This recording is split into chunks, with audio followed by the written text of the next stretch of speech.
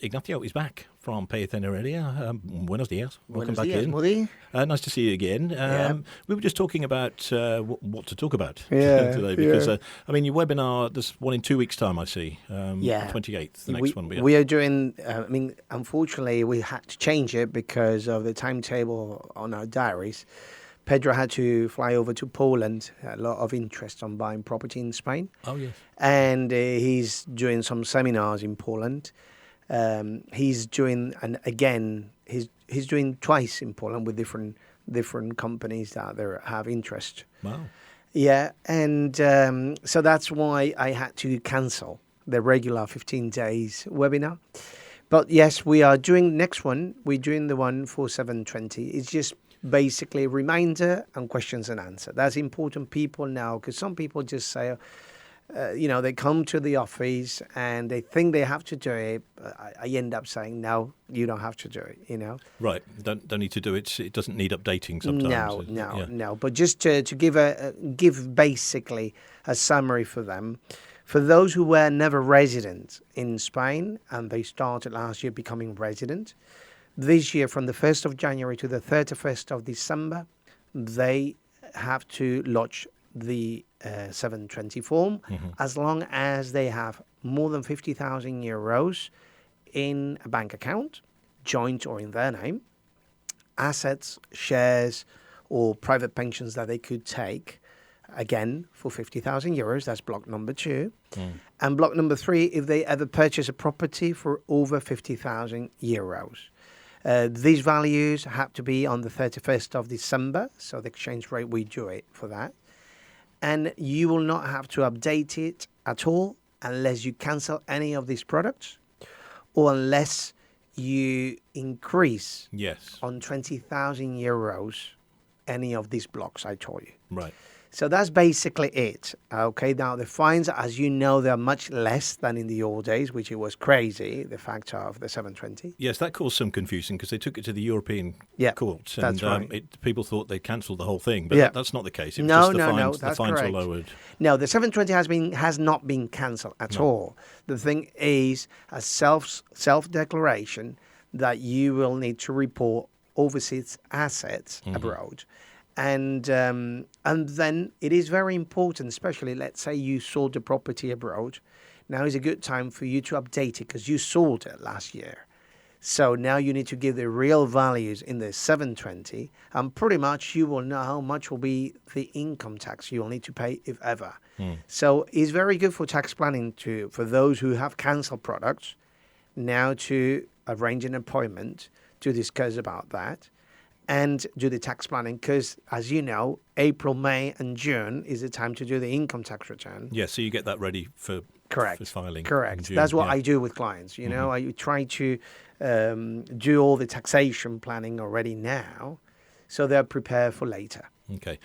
I don't know if I introduced you properly there, just in case anyone hasn't heard us before. Of course, lawyers, talking all sorts of law and everything. But I mean, we're talking about financial stuff already, but a whole range of stuff through to criminal law as well. You find yourself in court with some ne'er-do-wells at times. How much of that comes up for you? Well, court cases we always have, I mean, there is certain things, everything you try to sort out of court, but there is certain things that you cannot avoid. For example, a fight between neighbors, for example, or just some issues on crimes or traffic accidents or so you have a lot of court work as well.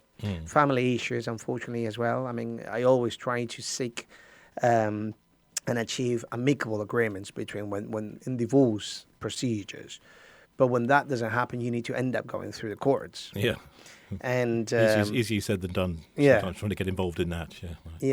And but now the very recent court case I've been dealing with, and we had 2 hearings, is about for those who apply for the TIE pre-Brexit, but they did apply after Brexit, so they had all their requirements before the 31st of 2020. I believe it was 2020 or 2021. I just keep forgetting now. Time flies. Yeah, 21, I think. Because Right. Well, in January 2021 is when it started the TI process, right? Yeah. So for those who had, so let's say for those who spent time in Spain, they had the patron, they had the insurance. If they don't have the insurance on that time, it's not an issue because we are having a lot of court cases in our favor. And this is what I'm going to tell you about the court case. I have 2 this week about... This is the health insurance. Yeah. Yeah. The health insurance, the administration still insists, is as stubborn as, as much as they can be, that the date should be after, before the Brexit, which is not true because you need to prove you're a resident before the Brexit. Right. But the application, you could submit the health insurance after. So, question, could I do it now? The answer is yes. You could still apply for your TIE pre-Brexit still nowadays. Right. If you can prove that you're If you could prove. here. Now, what do you need to prove? You need to have the patron. You need to have the health. The health, you could submit it on the application now. You need to have the money in the bank, so you could show that. Yeah. So there is certain things that as long as you have them, then you could apply for that. But if you're being so long, you could do arraigo as well. Arraigo social. Okay. Right. So if you've been more than 3 years in Spain illegally or irregular in Spain already, we could regularize that through a different road. Oh, okay. That's called, I call it social ties or arraigo social. I'm sure there are a few people doing that. Right. It's pretty much just like a non-lucrative from here, but European. Okay. Even better, because you don't need to renew until the 5 years. And so this is my daily fight now. Well, not only that, I've got 2 hearings. I've got next Monday a hearing, and I think the following Wednesday I have another hearing. Again, about insurance. Yeah, which is an odd thing because if you're putting in your application and you've got the health insurance there ready, it's valid. Yeah, it's valid. What difference does it make if you took it out before Brexit or not? They're so square. They say, well, you comply with everything, but the insurance was not issued at the very beginning when you arrived to Spain. Okay, where does it say that? And it's very clear that it doesn't. Yeah. But it's clear. I mean, on the application, you need to have insurance. Before, you didn't have insurance. But before, I was not applying for a residency. Now I am applying for a residency. And now I'm complying with all the requirements.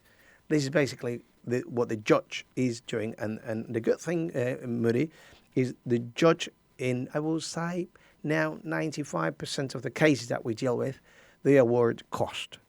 And I made myself very clear to explain the judge how much damage they are doing, these administration, with this stubborn thing, because it's just they're spending money on us, the suffering and the stress that you go in 1 year or 2 years without a residency. Sometimes they make your life difficult going back on track and apply for it again. Sure. So because administrative procedures, it's just because of administrative procedures. So you might end up winning and get things sorted, but it's cost you along the way. It costs you always time and money and stress. Yeah. But unfortunately, there is no option. I mean, we have to do all this way through. But there's no sort of case of, you've done so many of these now that they've got precedents to look at. It's Yeah, but they don't care. You know what we do? It depends who you get on the day. You know what we do? Every time now we apply, then we attach a copy of the sentences. But you wouldn't believe sometimes they don't listen. No.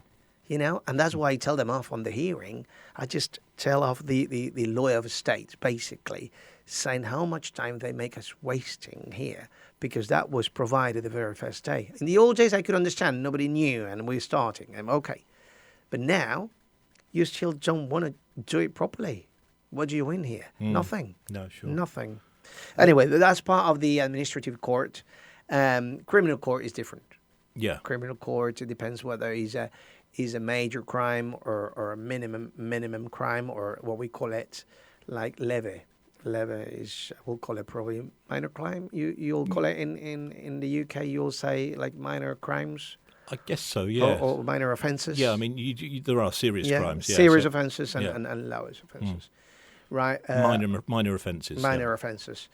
And I had one which was, it was a denunciation from some people against one of our clients. We finally won, obviously, and they didn't even turn up. The other party, like the plaintiff, didn't turn up because, probably the whole case was bluff or they didn't want to face it. And that was in Alicante court the other day. And and we are having another one recently here about claiming money back. When you lend money, today's St. Valentine's, yeah? Yes. So you will lend your money to your lady or to your couple, basically. And as far as everything goes well, it's excellent. The couple works well. But later on, when you break up, you might say, well, I lent you this amount of money. And say, well, no, that was a gift. Right. You see? Prove it. Well, this is basically the case that I'm dealing. And in general, the doctrine here in Spain states that gifts, unless you formally apply for it and declare it as a gift, like a donation gift, okay, they don't understand by itself is a gift. So when you lend money, you transfer money to somebody, there is always a presumption you could claim it back. Right. Okay, so that's important for people when you split up and then you say, well, I lent you 50,000 euros for this project. What about this money? And well, that money could be claimed. It's not an easy one. No, sure. Because I'm sure you'll have to find all kind of paperwork. Well, yeah, if it's been a long time, yeah.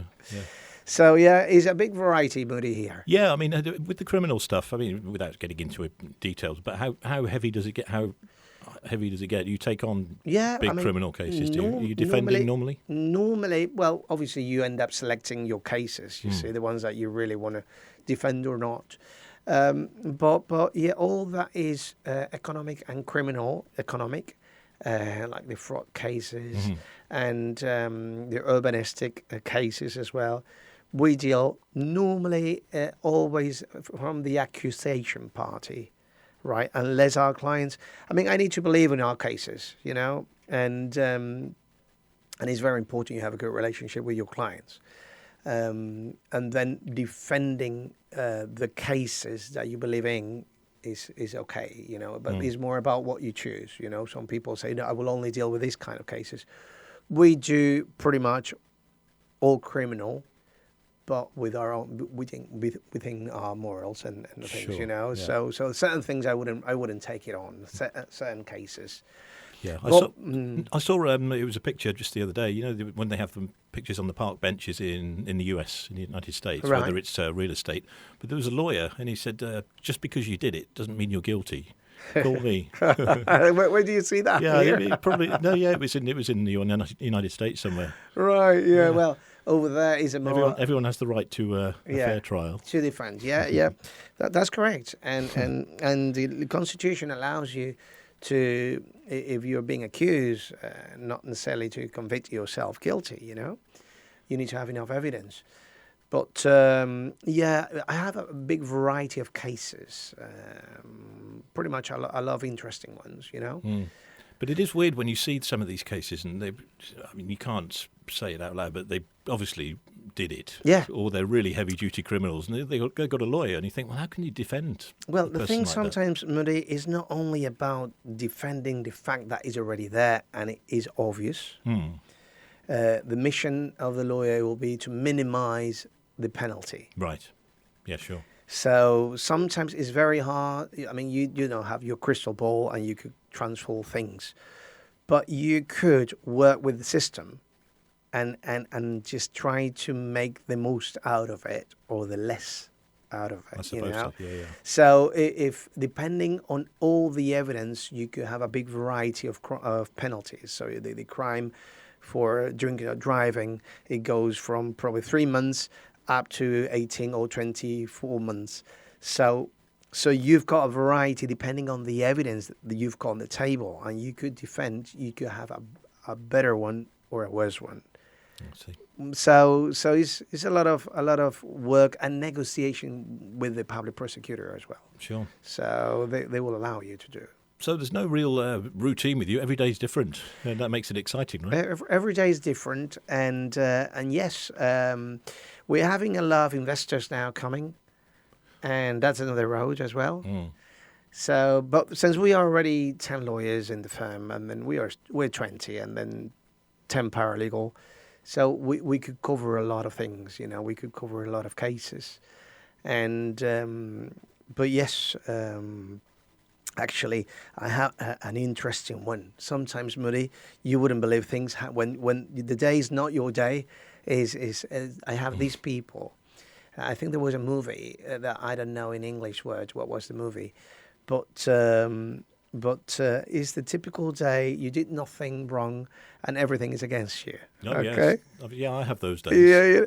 Right. Well, these days I'm in Benidorm. These people, very nice people. Well, people that coming from the UK in September, or it was the end of September, for holidays, for drinks, and come in and out. Right. It was in and out. Uh-huh. Well, they end up. I'll tell you pretty much the story. They came to Benidorm. Obviously, it was hot for them, so they were with swims and yes, flippers and everything. The typical tourist, right? Yeah. I can picture them now. And for some reason, obviously, they had a few, more than a few. Yeah, €1 a pint. Yeah, probably. And they some way or the other, he told me that they stole his mobile phone. Right. So, I mean, it could ever happen to all of us, It could ever happen. And nowadays, if you lose your mobile, you're in trouble. It's a big issue, right? So he panicked and he said, what I'm going to do now. Now, with the other friend, he told, somebody stole my phone. They tried to find it. Don't ask me what app he used. There is one to find the phone, right? One way or the other, he found the phone where it was. So he went and scanned, trying to see where the guy was and trying to look at the guy. Oh, the person had taken it. Right. Now, how do you approach this guy? Say, sorry, do you have my iPhone? Do you have my... Well, some might do right? It that way, sometimes it could be more aggressive or less. Yeah. But here we go. So this guy probably just got panic and say no, whatever. And this other that had a few said, well, you have it. It's evidence again. Who's true? I mean, you don't know. You could prove it, So they start pushing and running, right? So see how this guy was so smart. The other guy, the robber, let's call it this way, that he put the whole story the other way around. He just say, no, he's chasing. So they ring the police. Now, these people didn't know how to ring the police. The British, they come for 2 days, 3 days. They know nothing. How do they know, And this guy's an expert already of stealing. And so he had his plan already. He has his plan about how to get away with it. And he just started running on the street and he started screaming in Spanish, saying somebody's robbing me, somebody's robbing me, which is not true because he was the other one trying to get his own phone. Yeah. And, to cut the long story short, he made a big case here out of that robbery. You could understand the police didn't even understand the clue because when the police goes there, who do you trust, Now, one way or the other, he denounced the English that he was pushing and stealing and whatever, which it was not true. Probably sometimes the police get upset with this situation and they don't trust initially the tourist. No, sure. Sure. I mean, especially because you're drunk, because and they don't trust. They say, well, these people are still making a big case out of it, and so they start thinking that the right person was the other one. Yeah, sure. Unless it's a repeat offender, someone that they know. They put into jail. They put into jail there, so they arrest him. He couldn't pretty much explain well enough because we were a little bit drunk and not knowing the language until the translator goes and whatever. Sometimes police, they made their mind because the other guy convinced him. Yeah, sure. So he ended up arrested in swimmings, in flippers, the whole night. The friends were just saying, what's going on here? The phone disappeared. Yeah. You could imagine the phone so disappeared. They didn't because they couldn't understand. So where is the phone? And you just hide it. And so they removed their passports. They couldn't go back to the UK. And we had a juicio rápido, which is like a trial about the whole case. Well, so unfortunate. Plus, it was a flood, So they couldn't do anything. They couldn't go for a swim. They couldn't do because remember in September we always get these floods and over the floods in South Torrevieja, all these that we had, and that was the same year, right? Yeah. Which was a chaos. So they said, "This is the worst experience ever in my life." I don't know whether they're going to come back to Spain, but so it took them 1 week. They need to send their parents, family over here. No passport, no money, no, And we had a trial, so they contact us from the UK to represent them. And then we end up having the final trial in Benidorm. And obviously they released them. We just made the story with the judge, and we explain everything and that. And they release. And funny enough, he found the iPhone later on. And it was given, we don't know why, okay? The police station got it back. Oh. So I don't know whether this guy already said another story to the police and say, well, this is lost or whatever, who knows? So this is sometimes kind of the cases that you end up dealing that it's a bit crazy. Yeah, sure. To believe. And everything is against you, Moody. Everything is against you. Well, yes, I mean, they'll often get the blame, but it's maybe not always their fault. No. And sometimes you are not lucky. Let's put it this way. Sometimes if you are in the wrong place, the wrong day, it could be expensive. Yeah. Even though you did nothing. Yeah. And there's a lot of them doing that as well, coming over. It's cheaper sometimes to come to Spain for a night out with the flights and all than it is to go out in the UK. Yeah, I think down Spoons. Yeah, I think too expensive. I think it was very cheap to come from the UK. They say it's like, let's go on holidays for 2 days, drink and have a good time. You know about these things, and but they were so unfortunate, and I just was thinking that when you get your mobile stolen, it's very difficult to first to find it, second to prove who's got it. Yeah. And because you're going to end up into a fight because you're going to go and say to the other guy, well, you've got my phone, and say, no, I don't have it. So you ring the police, but you better explain yourself good enough because if they twist the story... Yeah, if the other guy can explain it. So it's very important having, let's put it this way, proper translators at the time. Mm-hmm. Yeah, quite. I like those stories where someone steals the phone and then they start taking selfies and it gets uploaded to the cloud automatically. The owners. Oh, cloud. yes. Yeah. So they just, right. Full-on photo of them who the guy's taken the phone. Who's that? Yeah. I'll tell you what, let's talk some more in just a moment. Ignacio was here from Pellicer and Heredia. It's almost 10 to 11 mainland Spain. You're listening to Bay Radio. With all due respect to Sam Smith and Calvin Harris, you've heard this before, and we need to get on because we're running out of time with Ignacio from Pellicer and Heredia. Your international lawyers based on the Costa Blanca can travel a little bit further abroad as well, like Poland, where Pedro is at the moment.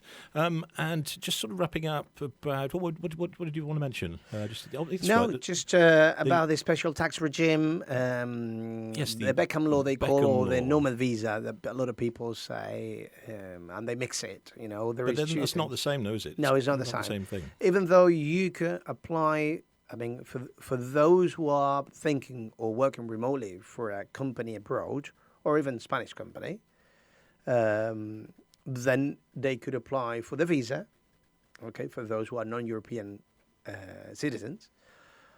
If you are European, you get your residency card, fine. But on second stage, if you want to benefit from the special tax regime, then you need to make a formal application. So my recommendation is to do tax planning, how much money you could save on this special tax regime for workers remotely. So what did he do then? Because it's when he went to Real Madrid, right? David Beckham. This is what set the law. So what did he put in place? He went to Real Madrid first, and then after was when the law was created. And he was the first foreigner who applied for it. But that was the original Beckham law. Mm-hmm. This has been modified now. So in the old Beckham law, it had different timescales, different issues, but you had to work for a Spanish company. Okay. Right? But now, you don't have to work for a Spanish company. You could work remotely for any international company, which is very, very good. because you could be working remotely for Google, for Facebook, for a lot of people. Instead of working from Ireland, for example, from different places, they come over here and they apply for the special tax regime. So could a European apply for this? Yes. Could a Spanish apply for it? Yes, but as long as they haven't been tax resident in the previous 5 years. 5 years, all right. In the old days, the old Beckham law was 10 years, and it was only Spanish companies. Now it's all kind of companies. But was he able to do that at the time because Britain was in the EU? Did that make any difference? What do you mean? With David Beckham, because he was obviously British. Yeah. They were within the EU at the time. Yeah, at the time it was nothing to do with that, but the law didn't exist. No, sure. So being a foreigner, not being tax resident for more than 10 years and working for a Spanish company, I see. they gave me a special tax regime, 24%. Yeah. So that was created after David Beckham came, and he was the first one who applied for that. Yeah. And that's what is called the Beckham law. But now it's being amended with the startup law. Yes. And now it is more international. Let's call it, now is you could work all around the world, pay taxes in Spain. The beauty of it, Moody, is you only pay in Spain for your income. So if you're selling properties in your own country, if you're doing different activities in your own country, if you're having dividends you don't pay taxes here. You only pay 24% of your salary here in Spain. I see. So that gives you a special tax regime. Mm-hmm. You're like a resident, but you don't pay like a resident. You pay less than a resident, and not for worldwide assets, only for salary. Okay. So it's good for those who are paying a lot of money in tax and they could work remotely and they haven't been tax resident in Spain. And I think if they could benefit, I think they should go for it. All right. Well, that might be worth getting in touch if anyone's interested. It might pique a few people's interest. And, of course, there is the Nomad visa as well, which is slightly different. How's that going? Is it? Yeah, it's going very well. A few more going through now. Yeah, now we're having a lot hiccups, of them. Yeah, now they are already up and running, all of them. You know, it takes time, but we are smoother now. Everybody, the administrations, then we know what they want, and we're very accurate.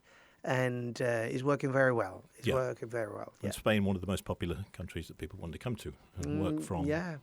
Well, look at the weather now, isn't it? It's too warm, though, for February. Too warm. Yeah, we don't want this yet. Yeah, no. Not ready for it yet. Yeah, I know. All right, we're just about out of time then. So thank you, as always, for your time. Yeah. We'll see you in a couple of weeks' time, and that will be the day of the webinar. Yeah, the webinar thing, we're holding it on the 28th. 28th, that's 2 weeks' time, yeah. Yeah. So we'll see you then. Okay, enjoy the rest of Valentine's Day. All right. Meetings, I'm sure it's very romantic. Yeah. All right. Have a good one. And we'll see you in a fortnight's time. That's Ignacio from Pellicer and Heredia. AlicanteLawyers.es, by the way, is the website. Easiest way to get to it. So, Dougie Mac on the way in just a moment. And then Cal is back later on this afternoon. And we'll see you back here just over 21 hours' time then. You're listening to Bay Radio.